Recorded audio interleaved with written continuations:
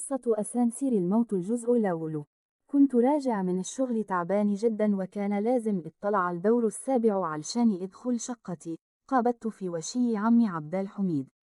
ينفع كده يعنى يا عم عبد الحميد؟ ابقى مهندس شغال في شركة قد الدنيا وبطلع الدور السابع كل يوم على رجل عشان شوية خرافات مخليه الكل خايف من الأسانسير.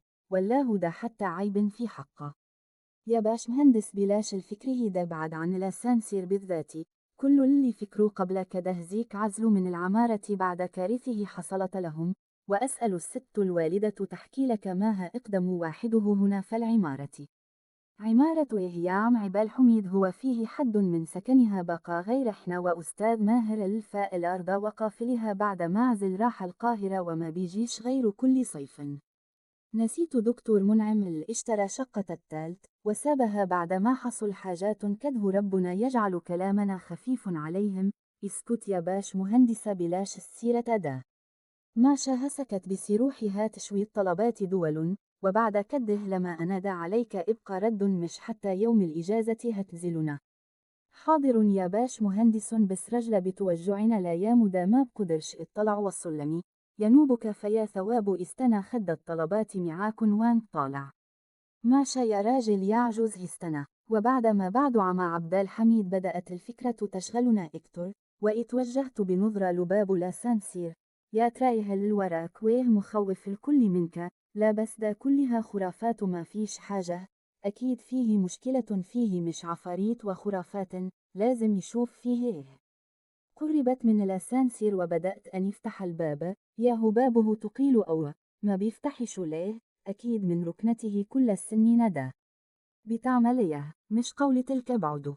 فيه يا مع عبال حميدي خطنا.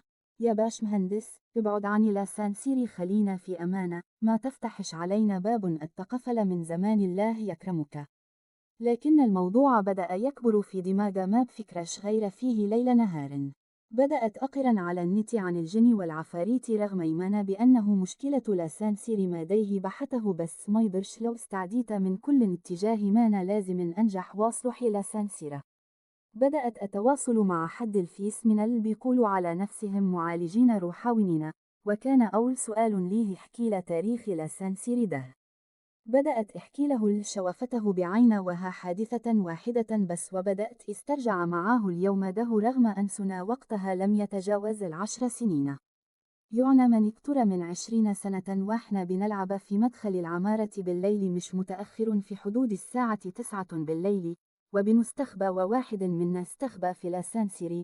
وبسرعة رهيبة الأسانسير رفع وسمعنا صرخة سامة كانت صارخه عاليه جدا ومدويه.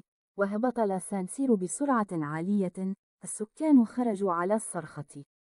الكل جرى على الأسانسير فتحه لكن الأسانسير ما كانش بفتح وبعد محاولات عديدة في وسط عياط وصريخ أهل العمارة فتح الباب. فوسط ذهول رهيب من الجميع وصرخة عاليه جدا من أمسام شفنا سام انفصل جسدة عن رأسة بطريقه غريبه جدا. وبعد الحادثة الغريبة دي بعد الجميع عن الأسانسير وبدأوا في ذكر حادثة قبل دي في الأسانسير لكن مش فاكر منها حاجة. وبعد كده بحوالي 10 سنين أصر واحد من السكان أنه يصلح الأسانسير ويشغله. وفعلا بعد ما اشتغل يومين رغم مقاطعة أهل العمارة الصعود فيه لكن الساكن الجديد ما خافش وفي اليوم الثالث قال إنه اتقفل عليه وهو نازل الفجر وشاف ست عجوزة بتقرب منه بسكين فضل يصرخ كتير بس ما حدش سمعه والكل شافه وهو طالع يجرى من العمارة وماسك رقبته وخاف وبعدها عزل من العمارة. وعزل بعد الحادثة دا سكان السادس.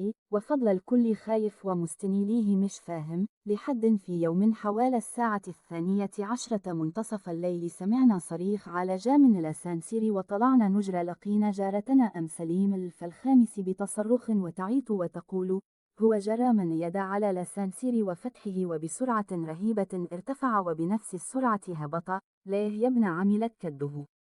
وتكرر نفس مشهد قتل سامة. انتهت الجلسة وقالها حدد ميعاد أزور فيه المكان. هبلغك بكره بيهن.